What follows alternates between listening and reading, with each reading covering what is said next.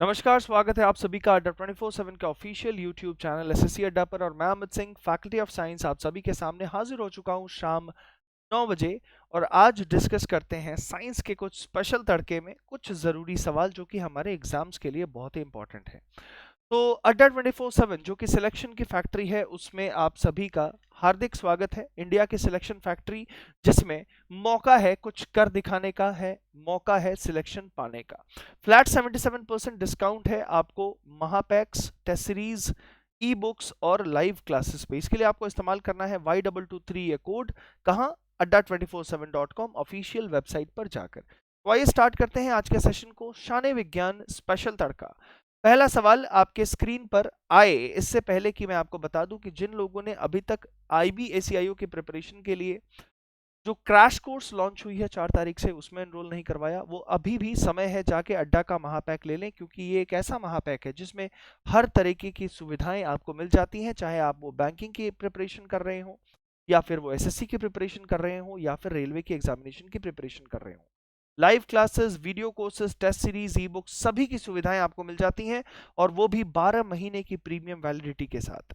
अगर आप सिर्फ SSC सीजीएल की तैयारी करना चाहते हैं तो SSC सीजीएल का महापैक ले लें 2020 टू 2021 के लिए, जिसमें live classes, video courses, test series और e books SSC CGL CHSL के लिए आपको पूरा प्रोवाइड कराया जाएगा, और दोनों माध्यम में होगा।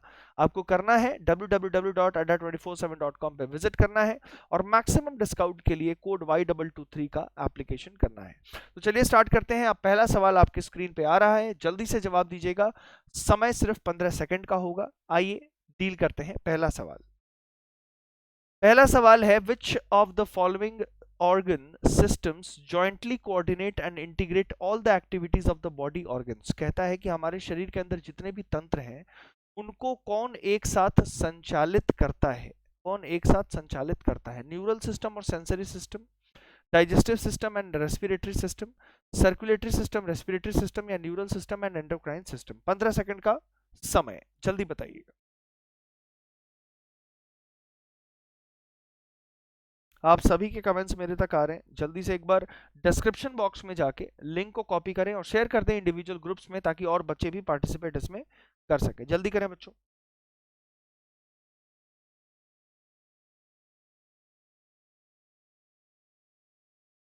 बिल्कुल, जवाब आना प्रारंभ हो चुका है, और सही जवाब किसी ने ए भी दिया है और बहुत लोगों ने सी भी दिया है, और सही जवाब मैं बता दूं ऑप्शन नंबर सी है। न्यूरल सिस्टम में आपकी ब्रेन भी आ जाएगी, स्पाइनल कॉर्ड भी आ जाएगी, जो हमारी CNS को कंस्टिट्यूट करती है। ये दोनों मिलके क्या कहलाते हैं? Central nervous system. और पेरिफेरल नर्वस सिस्टम में सारे एफरेंट और इफरेंट नर्व्स हैं। तो सेंट्रल नर्वस, ये न्यूरल सिस्टम में ये दोनों आ जाएंगे ना, एफरेंट, इफरेंट, ब्रेन और स्पाइनल कॉर्ड। उसके बाद सोमैटिक नर्वस सिस्टम और ऑटोनॉमिक नर्वस सिस्टम में भी आ जाएगा। और एंडोक्राइन सिस्टम क्या है? तो एंडोक्राइन सिस्टम हार्मोन्स का सिक्रीशन करता है। तो ब्रेन जो है बाकी ऑर्गन्स को कंट्रोल कैसे करेगा? तो इन्हीं हार्मोन्स के मदद से, क्योंकि हार्मोन्स क्या है? ये रासायनिक संदेशक होते हैं, दे आर केमिकल मैसेंजर्स। तो इनकी जो रिएक्शंस होती है वो काफी फास्ट होती है। तो सही जवाब ऑप्शन नंबर सी होगा। अगला सवाल, question number 2, the somatic neural system release impulses. कहता है जो सोमैटिक न्यूरल सिस्टम है वो आवेशों को किसके बीच संचारित करवाता है? CNS टू इनवॉल्यूंटरी ऑर्गन्स, यानी केंद्रीय तंत्रिका तंत्र से अनैच्छिक अंगों तक, from CNS to skeletal muscles, यानी केंद्रीय तंत्रिका तंत्र से कंकालीय पेशियों तक, from PNS to smooth muscles, यानी परिधीय तंत्रिका तंत्र से चिकनी पेशियों तक, या from PNS to voluntary organs, यानी परिधीय तंत्रिका तंत्र से ऐच्छिक अंगों तक। सोमैटिक न्यूरल सिस्टम मैं बता दूं ये रिले इंपल्स करता है CNS से स्केलेटल मसल के बीच में, यानी कंकालीय पेशियों के बीच में। कितने लोगों ने सही जवाब दिया है देखा जाए? तो from CNS to skeletal muscle, तो सही जवाब ऑप्शन नंबर बी होगा। ठीक है। अगला सवाल, question number 3, autonomic nervous system is a division of. कहता है जो स्वायत्त तंत्रिका तंत्र है वो किसका हिस्सा है? सिंपैथेटिक यानी अनुकंपी तंत्रिका तंत्र का, इसे हम क्या कहते हैं? अनुकंपी तंत्रिका तंत्र। सेंट्रल नर्वस सिस्टम यानी केंद्रीय तंत्रिका तंत्र। पेरिफेरल नर्वस सिस्टम यानी परिधीय तंत्रिका तंत्र। और सोमैटिक नर्वस सिस्टम यानी कंकालीय तंत्रिका तंत्र। ठीक है ना। सोमैटिक मतलब जनरली CNS से स्केलेटल मसल्स को कंट्रोल करता है। तो स्वायत्त तंत्रिका तंत्र के दो हिस्से, और वो है अनुकंपी और परानुकंपी, जिसे हम कहते हैं सिंपैथेटिक नर्वस सिस्टम और parasympathetic nervous system, parasympathetic nervous system. अब मैं बता दूं सिंपैथेटिक नर्व्स क्या करते हैं, तो ये काम करते हैं इमरजेंसी सिचुएशंस में, इमरजेंसी की सिचुएशंस पे ये काम करते हैं। और पैरासिम्पैथेटिक नर्व्स की बात करूं तो ये नॉन इमरजेंसी सिचुएशंस पे काम करते हैं, नॉन इमरजेंसी सिचुएशन पे काम करते हैं। तो अब नॉन इमरजेंसी सिचुएशन पे काम करेगा तो ये क्या करेगा, एनर्जी बचाएगा। ये क्या करेगा कि इट कंजर्व्स एनर्जी। लेकिन जो इमरजेंसी सिचुएशन में काम करेगा वो क्या करेगा, it will use a lot of energy, it will use a lot of energy. जैसे झगड़ा हो गया, भय हो गया अचानक से, है ना, उस कंडीशन में अनुकंपी तंत्रिकाएं हमारे ऐसे अंगों को कंट्रोल करती हैं जिनको हम अपने इच्छा से कंट्रोल नहीं करते। तो autonomic nervous system is a division of, autonomic nervous system is a division of peripheral nervous system, peripheral nervous system. Sympathetic का भी मत देना, सिंपैथेटिक ऑटोनॉमिक का हिस्सा है, ऑटोनॉमिक के दो हिस्से, लेकिन ऑटोनॉमिक किसका हिस्सा है, तो ये पेरिफेरल नर्वस सिस्टम का हिस्सा है। ठीक है, क्योंकि पेरिफेरल का ही दो हिस्से हैं, सोमैटिक और ऑटोनॉमिक। ठीक है, central nervous system, central nervous system और peripheral nervous system. Central nervous system का ब्रेन और स्पाइनल कॉर्ड, और पेरिफेरल नर्वस सिस्टम का स्पाइनल कॉर्ड और पेरिफेरल नर्वस सिस्टम का एफरेंट नर्व्स और इफरेंट नर्व्स। इसके अलावा उसने दो डिविजन्स भी रखे हैं जिसे हम कहते हैं सोमैटिक नर्वस सिस्टम और autonomic nervous system. Autonomic nervous system के फिर दो अलग अलग ये तंत्रिकाएं हैं जिसे हम सिंपैथेटिक नर्व्स और पैरासिम्पैथेटिक नर्व्स कहते हैं। तो मुझे उम्मीद है अब आपको क्लियर हो गया होगा। तो सही जवाब ऑप्शन नंबर सी था। अगला सवाल question number 4, find out the correct statement. सही बयान को पता लगाना है। कहता है पीएनएस यानी peripheral nervous system is the site of information processing and control. पहला ही बयान गलत है, सीएनएस है, सेंट्रल नर्वस सिस्टम है वो। All the nerves of the body associated with PNS comprise the CNS. कहता है कि जितना भी पीएनएस का नर्व्स है अगर उसको एक जगह कर ले तो वो सीएनएस कहलाएगा, ये भी गलत है। Autonomic nervous system releases impulses from CNS to involuntary organs of the body. कहता है कि जो स्वायत्त तंत्रिका तंत्र है, जो स्वायत्त तंत्रिका तंत्र है वो तंत्रिका के आवेश को केंद्रीय तंत्रिका तंत्र से अनैच्छिक अंगों तक ले जाता है और संचरित कराता है, अनैच्छिक अंगों तक। और ये बिल्कुल सही जवाब है, क्योंकि ऑटोनॉमिक का मतलब ही है जो ऑटोमेटिक हो, हमारे कंट्रोल के अधीन ना हो। और चौथा option CNS is divided into two division, sympathetic and parasympathetic, ये गलत है क्योंकि ये ऑटोनॉमिक नर्वस सिस्टम का डिवीजन है। तो सही जवाब ऑप्शन नंबर सी था। बिल्कुल सही, आप लोगों का जवाब बिल्कुल सही आ रहा है। शेयर कर दें गाइस अगर आप सभी को लग रहा है कि ये सेशन बहुत ही इंपॉर्टेंट है। अगला सवाल question number 5, cytoplasm with typical cell organelles and Nissl's granules is present इन।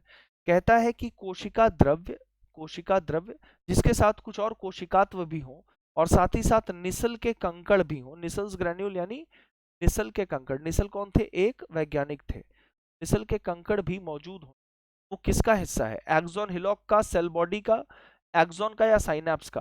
तो सेल बॉडी को हम क्या कहते हैं, कोशिका पिंड कहते हैं। और इसी कोशिका पिंड में, इसी कोशिका पिंड में कोशिका द्रव्य भी पाया जाता है, निसल के कंकड़ भी पाए जाते और कोशिकात्व भी पाए जाते, जैसे गोल्गी बॉडीज, माइटोकॉन्ड्रिया और भी सारी चीजें जैसे कोशिका द्रव्य। तो सही जवाब ऑप्शन नंबर बी होना चाहिए, ना कि एक्सॉन हिलॉक, ना ही एक्सॉन, ना ही साइनैप्स। एक्सॉन को हम लोग क्या कहते हैं, तंत्रिकाक्ष, यानी तंत्रिका का अक्ष, तंत्रिका का अक्ष, तंत्रिका का अक्ष। शुद्ध अंग्रेजी में समझो axis of neuron, axis of neuron is nothing but axon. सही जवाब ऑप्शन नंबर बी होगा इस सवाल का। अगला सवाल question number 6, which of the following is controlled by human brain. कहता है कि मानव मस्तिष्क द्वारा इनमें से क्या कंट्रोल किया जाता है। बैलेंस ऑफ द बॉडी, तो balance of the body control होता है भाई सेरिबेलम से, जिसे हम अनुमस्तिष्क कहते हैं, इसे हम क्या कहते हैं, अनुमस्तिष्क कहते हैं। ठीक है, अच्छी बात है। Circadian rhythm of the body ये कौन मेंटेन करता है, हमारा हाइपोथैलेमस मेंटेन करता है, हाइपोथैलेमस मेंटेन करता है। ह्यूमन बिहेवियर भी मेंटेन करता है हमारा हाइपोथैलेमस ही। और functioning of heart and kidneys, heart and kidneys vital organs का जो फंक्शनिंग है ये हमारा सेरिब्रम ही मेंटेन करता है, यानी हमारा ब्रेन एंड स्पाइनल कॉर्ड ही मेंटेन करता है। तो सही जवाब क्या है, which is controlled by human brain. तो functioning of heart, kidneys, functioning of heart and kidneys. तो किडनी तो भाई, किडनी को कंट्रोल करने वाला उसके ऊपर ग्लैंड है, लेकिन हार्ट की बात करें तो हार्ट अपना जो फंक्शनिंग है, अपना जो फंक्शनिंग है वो खुद कंट्रोल करता है या किसी दूसरे से? तो heart generates its own electrical impulse. तो ऑप्शन नंबर डी गलत हो जाएगा, बाकी ए, बी और सी सही है। तो सही जवाब इसमें क्या होगा? Option number C. Option number C is the correct answer, A, B and C. अगला सवाल question number 7, which of the following meninges is in contact with the brain tissue? मैं बताना चाहूंगा कि मेनिंजेस किसे कहते हैं, तो इसे कहते हैं लेयर ऑफ ब्रेन। तो ब्रेन के लेयर को, सतह को, मस्तिष्क के ऊपर वाली सतह को मेनिंजेस कहा जाता है। मस्तिष्क के सतह, मस्तिष्क के ऊपर जो सतह है उसे हम मेनिंजेस कहते हैं। और कहता है कि मस्तिष्क यानी ब्रेन से तुरंत जो चिपका हुआ लेयर है उसका नाम क्या है? तो तुरंत जो चिपका हुआ लेयर है उसे हम पाया मैटर कहते हैं। ये क्या होता है? बहुत थिन, बहुत ही पतला, वेरी थिन एंड ट्रांसपेरेंट यानी पारदर्शी भी होता है। वेरी थिन एंड ट्रांसपेरेंट भी होता है और पारदर्शी भी होता है, पारदर्शी भी होता है। इसके बाद होता है सेकंड लेयर, होता है मिडिल लेयर, होता है एराक्नॉइड मैटर, मिडिल लेयर होता है एराक्नॉइड मैटर। और आउटर लेयर होता है हमारा ड्यूरा मैटर, आउटर लेयर होता है हमारा dura mater. Dura mater thick layer होता है, मोटा लेयर होता है। एराक्नॉइड लेयर क्या होता है? थिन लेयर होता है लेकिन ओपेक होता है। लेकिन पाया मैटर कैसा होता है? पारदर्शी यानी ट्रांसपेरेंट होता है। तो सही जवाब ऑप्शन नंबर सी होगा, सी होगा। अगला सवाल question number 8, all are the parts of forebrain except, कहता है कि अग्र मस्तिष्क का सभी हिस्सा है सिवाय एक के। वो एक आपको ढूंढना है, जल्दी से ढूंढिए, 15 सेकंड का समय आपको दिया जाता है। अग्र मस्तिष्क किसका हिस्सा है? अग्र मस्तिष्क के इनमें से कौन से हिस्से हैं? एक को छोड़ के उस एक का पता लगाना है। अग्र मस्तिष्क का दूसरा नाम क्या है? Pro प्रोएंसिफेलोन, PROENCEPHALON, प्रोएंसिफेलोन। मध्य मस्तिष्क को मेसेंसिफेलोन कहते हैं और पश्चिम मस्तिष्क को हम रोम्बोएंसिफेलोन भी कहते हैं। तो अग्र मस्तिष्क के कौन कौन से हिस्से हैं भाई? तो कॉर्पस कैलोसम फोर ब्रेन के, हाइंड ब्रेन फोर ब्रेन का हमारा हाइपोथैलेमस भी है, एसोसिएशन एरियाज भी हमारे हैं, और कॉर्पस कैलोसम हमारे मतलब फोर ब्रेन को ही दो भागों में डिवाइड करता है, दो हेमिस्फीयर्स में, है ना, लेफ्ट और राइट हेमिस्फीयर। लेकिन सेरिबेलम जो है वो किसका हिस्सा है? वो हाइंड ब्रेन का हिस्सा है, पश्चिम मस्तिष्क का हिस्सा है। ये पश्चिम मस्तिष्क का हिस्सा है। अगर मैं हाइंड ब्रेन की बात करूं तो हाइंड ब्रेन में आते हैं तीन लोग, कौन कौन? एक को हम कहते हैं पोन्स वेरियोली, दूसरा होता है हमारा सेरिबेलम जिसे हम अनुमस्तिष्क भी कहते हैं, और तीसरा हमारा मेड्यूला ओब्लोंगाटा, मेड्यूला ओब्लोंगाटा। सही जवाब क्या है इस सवाल का? Option number A, option number A. अगला सवाल question number 9, association areas are present in, association areas अभी हमने देखा कि कहां प्रेजेंट होता है, जल्दी बताएंगे, 15 सेकंड का सवाल। Association areas are present in cerebrum, मस्तिष्क में मौजूद होता है एसोसिएशन एरियाज। और यही एसोसिएशन एरियाज किसके लिए रिस्पॉन्सिबल है? टच, पेन, है ना, के बाद टेम्परेचर, है ना, तापमान के बारे में जानकारी देना, दर्द की जानकारी देना, स्पर्श की जानकारी देना, यही तो एसोसिएशन एरियाज हैं। उसके बाद शॉर्ट टर्म मेमोरी और लॉन्ग टर्म मेमोरी भी होता है, short term and long term memory से भी रिलेटेड होता है हमारा एसोसिएशन एरियाज। ठीक है, स्मेल से रिलेटेड होता है, साउंड से रिलेटेड होता है, विजन से रिलेटेड होता है, इन सब से ही एसोसिएशन एरियाज रिलेटेड होती है, जिसे हम ऑडिटरी, ऑप्टिक और ओल फैक्ट्री के नाम से भी जानते हैं। तो सही जवाब ऑप्शन नंबर ए होगा। अगला सवाल question number 10, association areas are not responsible for, किसके लिए जिम्मेदार नहीं होंगी? तो भाई देखो क्या दिमाग में आया कि मैंने उसके बारे में सब कुछ बताया अभी, और अगला क्वेश्चन है कि इसमें से कौन सी जिम्मेदार नहीं है। तो अब आप समझ सकते हो, इंटर सेंसरी एसोसिएशन ऑब्वियस सी बात है, सेंस के लिए तो जिम्मेदार होगी, कम्युनिकेशन के लिए भी जिम्मेदार होगी, और याददाश्त के लिए भी जिम्मेदार होगी। लेकिन सेक्सुअल बिहेवियर यानी यौन जो व्यवहार होगा उसके लिए ये जिम्मेदार नहीं होती, यौन व्यवहार के लिए ये जिम्मेदार नहीं होती। यौन व्यवहार के लिए कौन रिस्पॉन्सिबल होता है? Male and female sex hormones, male and female sex hormones के नाम क्या है? तो फीमेल सेक्स हार्मोन्स में ईस्ट्रोजन रिस्पॉन्सिबल होती है और मेल सेक्स हार्मोन में टेस्टोस्टेरॉन और एंड्रोजेंस रिस्पॉन्सिबल होते हैं, टेस्टोस्टेरॉन। और एसोसिएशन एरियाज जो कि सेरेब्रम के हिस्से हैं वो इंटरसेंसरी एसोसिएशन, कम्युनिकेशन और मेमोरी के लिए यानी स्मृति के लिए जिम्मेदार है। सही जवाब ऑप्शन नंबर सी होगा। अगला सवाल question number 11, part of brain located between thalamus hypothalamus and pons is. भैया थैलेमस और हाइपोथैलेमस की बात करें, अगर थैलेमस और हाइपोथैलेमस की बात करें, भाई एक बार जल्दी से शेयर कर दो, शेयर करने का टाइम आ गया है। अगर हम थैलेमस हाइपोथैलेमस की बात करें तो थैलेमस और हाइपोथैलेमस ये दोनों किसके हिस्से हैं, तो ये दोनों हिस्से हैं फोर ब्रेन की, फोर ब्रेन की। और बात करूं अगर मैं पोन्स की, तो पोन्स है किसका हिस्सा, हाइंड ब्रेन की। तो इनके बीच में कौन आएगा, तो फोर ब्रेन और मिड ब्रेन, हाइंड ब्रेन के बीच में आएगा मिड ब्रेन। सही जवाब इनमें से क्या होगा, सही जवाब ऑप्शन नंबर बी होगा। Correct option is option number B. अगला सवाल question number 12, canal passing through the midbrain is called, कहता है मध्य मस्तिष्क से पास होने वाली जो नलिका है, इस नलिका को हम क्या कहते हैं, तो इस नलिका का नाम है सेरिब्रल एक्विडक्ट। यूस्टेशियन ट्यूब होती है कान में यानी ईयर में, एक्वस चेंबर होता है आंख में यानी आई में, और मेड्यूला ओब्लोंगाटा हमारे हाइंड ब्रेन का हिस्सा है। तो ना ही ऑप्शन ए हो सकता था, ना ही ऑप्शन सी हो सकता था, ना ही ऑप्शन डी हो सकता था। तो सही जवाब सिर्फ और सिर्फ ऑप्शन बी है। अगला सवाल question number 13, in which of the following part of brain nerve impulses of sound are analysed, कहता है कि मस्तिष्क के किस हिस्से में जो तंत्रिका के आवेश हैं ध्वनि से संबंधी उनकी विवेचना प्रस्तुत होती है। विजुअल कॉर्टेक्स एरिया, तो विजुअल तो भैया विजन से रिलेटेड होगा ना। ओल्फैक्ट्री किससे रिलेटेड होगा, ओल्फैक्ट्री मतलब स्मेल से रिलेटेड होगा। ऑडिटरी, ऑडिटरी साउंड से रिलेटेड होगा। और टैक्टाइल हमारा टच से रिलेटेड होगा। तो ये तो हमने निकाल लिया। अब पूछा क्या है, nerve impulses of sound are analyse, तो साउंड किसके लिए रिस्पॉन्सिबल है, ऑडिटरी कॉर्टेक्स एरिया। तो सही जवाब क्या होना चाहिए, ऑप्शन नंबर सी, श्रवण प्रास्तता क्षेत्र। तो सही जवाब ऑप्शन नंबर सी है। तो मस्तिष्क में के निम्नलिखित भाग में से किस में ध्वनि के तंत्रिका आवेगों का विश्लेषण किया जाता है, विजुअल कॉर्टेक्स क्षेत्र, ओल्फैक्टरी कॉर्टेक्स क्षेत्र, श्रवण प्रातस्थता क्षेत्र या स्पर्श प्रातस्थता क्षेत्र। तो सही जवाब है ऑप्शन नंबर सी, श्रवण प्रातस्थता क्षेत्र, option number C, auditory cortex area. अगला सवाल question number 14, paralysis of jaw muscles is due to loss of function of which cranial nerve, कहता है कौन सी ऐसी कपालीय तंत्रिका है जिसके कार्य का खंडन होने के वजह से जबड़े की मांसपेशियों में क्या हो जाता है, लकवा मार जाता है, यानी कि ऐंठन या स्पाज्म हो जाती है।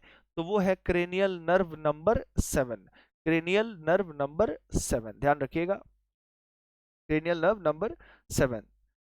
तो अगर मैं बताऊं तो 3O2TAF मतलब ऑप्टिक, ऑक्यूलोमोटर, ओल्फैक्टरी, ट्राइजेमिनल, ट्रांसड्यूसेंस, एबडक्टर, और सातवां होता है फेशियल।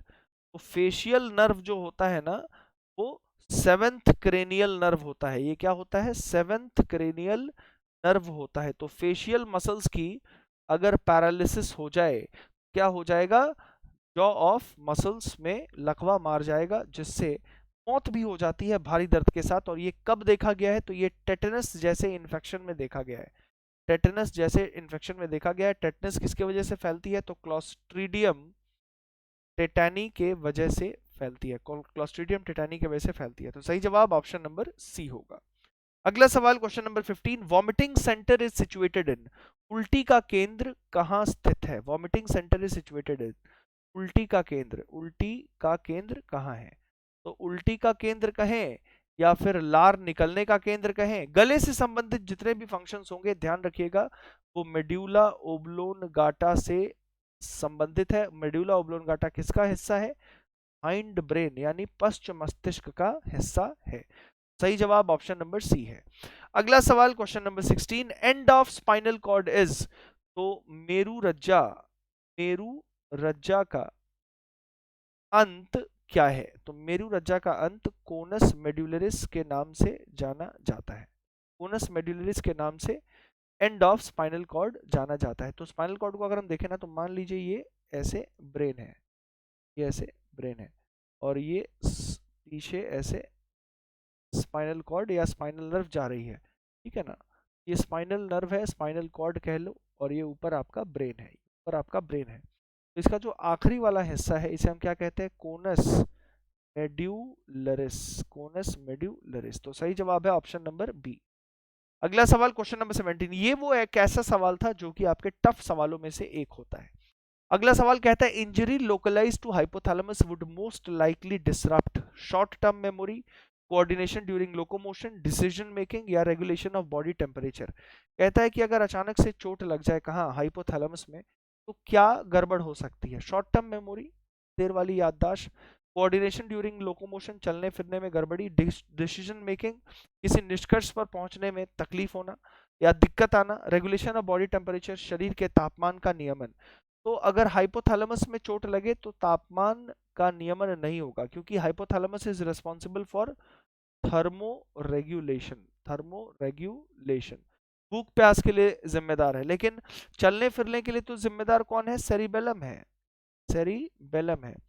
शॉर्ट टर्म मेमोरी के लिए सेरिब्रम रेस्पॉन्सिबल है, डिसीजन मेकिंग के लिए सेरिब्रम रेस्पॉन्सिबल है, ना कि हाइपोथैलेमस। हाइपोथैलेमस रिस्पॉन्सिबल है होम्योस्टैसिस के लिए, यानी मेंटेनिंग बॉडी टेम्परेचर, होम्योस्टैसिस के लिए, मेंटेनिंग बॉडी टेम्परेचर। सही जवाब ऑप्शन नंबर डी है। अगला सवाल question number 18, which part of brain plays no role in hearing as such but is otherwise very much required. कहता है कि मस्तिष्क का इनमें से ऐसा कौन सा भाग है जिसका कोई भी रोल सुनने में नहीं है लेकिन उसकी आवश्यकता बहुत ज्यादा है। तो ईयर ऑसिकल्स की बात करें तो इसका नाम है malleus, incus and steps. Ear ossicles मतलब कान की अस्थियां, कान की अस्थियां। तो मैलियस की बात करें, इंकस की बात करें और स्टेप्स की बात करें, तो इन तीनों हड्डियों का अगर प्रेजेंस ना हो तो साउंड वेव्स जो हैं वो एम्पलीफाई नहीं होंगी, एम्पलीफाई नहीं होंगी, साउंड वेव्स एम्पलीफाई नहीं होंगी। अगर ये नहीं होते तो ये जरूरी है, तो ये तो जरूरी है भाई, ये तो नहीं हो सकता, तो ये ऑप्शन तो गलत हो जाएगा।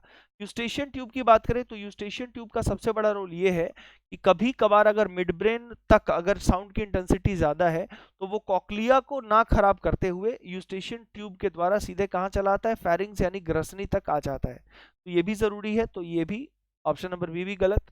ऑर्गन ऑफ कॉर्टी की अगर हम बात करें तो ऑर्गन ऑफ कॉर्टी, कॉक्लिया, ये सब इंपॉर्टेंट ऑर्गन है which is responsible for amplification of sound. तो ये हम कह देंगे कि all this three are responsible for detection, detection, analysis, analysis and amplification of sound, and amplification of sound, है ना, जिसे हम मॉड्यूलेशन कहते हैं। लेकिन वेस्टिबुलर एपरेटस की बात करें तो वेस्टिबुलर एपरेटस का कोई रोल हियरिंग में नहीं है, लेकिन ऐसे इंपॉर्टेंट है। तो सही जवाब ऑप्शन नंबर डी होगा, वेस्टिबुलर एपरेटस। और यही वेस्टिबुलर एपरेटस के अंदर ट्यूब्यूलर स्ट्रक्चर्स होती हैं जिसके अंदर एंडोलिम्फ, पेरिलिम्फ और मेसोलिम्फ भी भरा होता है। तो सही जवाब ऑप्शन नंबर डी होगा। अगला सवाल question number 19, nerve centre controlling body temperature and urge of eating are contained in. कहता है कि भूख प्यास लगने का केंद्र और साथ ही साथ शरीर के तापमान के नियमन का केंद्र कौन कंट्रोल करता है। तो अभी थोड़ी देर पहले मैंने हाइपोथैलेमस को जब डिस्कस किया था तो मैंने बताया था कि हाइपोथैलेमस का काम क्या होता है। सही जवाब क्या होगा, सही जवाब ऑप्शन नंबर बी होगा कि थैलेमस का तो काम है रिले सेंटर का, ये इम्पल्स को सीएनएस से बाकी रिसेप्टर्स के बीच आवागमन कराता है। पोन्स हमारी रेस्पिरेटरी रिदम को मेंटेन करता है और सेरिबेलम हमारे गले से रिलेटेड जितनी फंक्शंस हैं उसके लिए जिम्मेदार है। हमारी हंगर और थर्स्ट, भूख और प्यास के लिए, बिहेवियर इमोशंस के लिए, 24 आवर्स बायोलॉजिकल क्लॉक के लिए, सर्काडियन रिदम के लिए और साथ ही साथ हमारे शरीर के तापमान के नियमन के लिए जिम्मेदार है हमारा हाइपोथैलेमस। सही जवाब ऑप्शन नंबर बी होगा। अगला सवाल question number 20, which of the following does not act as neurotransmitter. कहता है इनमें से कौन सा न्यूरोट्रांसमीटर की तरह एक्ट नहीं करता। सबसे पहले तो इस न्यूरोट्रांसमीटर के बारे में जानते हैं। तो न्यूरो शब्द जहां लगा है मतलब न्यूरॉन से संबंधित है, और न्यूरॉन का काम क्या है, transmission of generation of electrical impulse, generation of electrical नहीं, न्यूरल इम्पल्स यहीं से बनता है। और इस न्यूरल इम्पल्स को लेके कौन बढ़ता है, तो एक्सॉन बढ़ता है जिसे हम तंत्रिकाक्ष कहते हैं। अब जैसे ही वो कहाँ पहुंचता है, कहाँ पहुंचता है, साइनैप्स यानी जंक्शन पे पहुंचता है। साइनेप्स पे क्या मिलेंगे, उसे एक्सॉन के टर्मिनल्स भी मिलते हैं, एक्सॉन के टर्मिनल्स भी मिलते हैं, तंत्रिकाक्ष के अंतिम हिस्से भी मिलते हैं, और उन्हीं तंत्रिकाक्ष के अंतिम हिस्सों में बीचों बीच पाए जाते हैं क्या, न्यूरोट्रांसमीटर। और हमारे बॉडी का सबसे अच्छा जो न्यूरोट्रांसमीटर है उसका नाम है एसिटाइल कोलिन। तो कहता है इनमें से कौन सा है जो न्यूरोट्रांसमीटर का काम नहीं करता। तो एपिनेफ्रिन की अगर मैं बात करूं तो एपिनेफ्रिन एड्रिनलिन का ही दूसरा नाम है। तो इमरजेंसी कंडीशन में एड्रिनलिन भी न्यूरोट्रांसमीटर का काम करता, और एड्रिनलिन और नॉर एड्रिनलिन, एड्रिनलिन और नॉर एड्रिनलिन ये दोनों एड्रिनल मेड्यूला से निकलते हैं, और ये दोनों हार्मोन्स हैं, मैं बता दूं आपको। और दोनों का नाम एपिनेफ्रिन या नॉरएपिनेफ्रिन के नाम से भी जाना जाता है, और ये दोनों इमरजेंसी की स्थिति में काम आते हैं, इसीलिए हम इसे न्यूरोट्रांसमीटर की श्रेणी में लाते हैं। तो ना ही ऑप्शन बी होगा, ना ही ऑप्शन सी होगा। और एसिटाइल कोलिन तो हमने पहले ही बताया, it is the best neurotransmitter of our body. तो सवाल हमसे क्या पूछा है कि इसमें से न्यूरोट्रांसमीटर कौन नहीं है, तो ए बी सी नहीं है, तो क्या क्या होगा, कॉर्टिसोन ही वो आंसर होगा जो कि एक न्यूरोट्रांसमीटर नहीं है। तो सवाल है कि कॉर्टिसोन फिर है क्या, तो it is a steroidal hormone, it is a steroidal hormone, it is not a neurotransmitter. तो सही जवाब ऑप्शन नंबर डी था। तो ये कुछ इंपॉर्टेंट सवाल थे आपके नर्वस सिस्टम से जो आए दिन पूछे जाते हैं, चाहे वो हाइपोथैलेमस के फंक्शन हो, चाहे वो सेरेब्रल कॉर्टेक्स के फंक्शन हो, चाहे वो कॉर्पस कैलोसम की फंक्शन हो, या फिर मैं अगर बात कर लूँ ये ईयर के बारे में या फिर आई के बारे में। अभी आई से रिलेटेड भी बहुत सारे फंक्शंस हैं, जैसे मैक्यूला डेंसा क्या होता है, ब्लाइंड स्पॉट क्या होता है, फोविया सेंट्रलिस किसे कहते हैं, एक्वस चेंबर किसे कहते हैं, विट्रियस चेंबर किसे कहते हैं, रेटिना का काम क्या है, कॉर्निया का काम क्या है, सिलियरी बॉडी क्या होता है ना, ये सारी चीजें अभी आपको बताना है। उसके बाद ग्लाउकोमा कब होता है, फिर आई रिलेटेड जो डिजीजेस होती हैं, hypermetropia, presbyopia, myopia, astigmatism, colour blindness, night blindness, है ना, ये सारी चीजें आपको एक एक करके सारी चीजें समझाना है। टेंशन ना लीजिए, आप जुड़े हो टीम अड्डा 24/7 के साथ जुड़े हो, तो रोजाना कुछ ना कुछ स्पेशल ऐसे ही मिलता रहेगा। तो मुझे उम्मीद है कि आज का ये साइंस का तड़का आप सभी को बहुत ही पसंद आया हो, और अगर पसंद आया है तो लाइक जरूर करना, शेयर जरूर करना। अड्डा 24/7 में अपना भरोसा बनाने के लिए आप सभी को बहुत बहुत धन्यवाद। लाइक, कमेंट और शेयर जरूर करें। तब तक के लिए अपना ध्यान रखें। फिर मुलाकात होगी मंडे, नहीं कल सैटरडे, फिर मुलाकात होगी 1 बजे। ठीक है, तब तक अपना ध्यान रखें और स्वस्थ रहें। जय हिंद, जय भारत।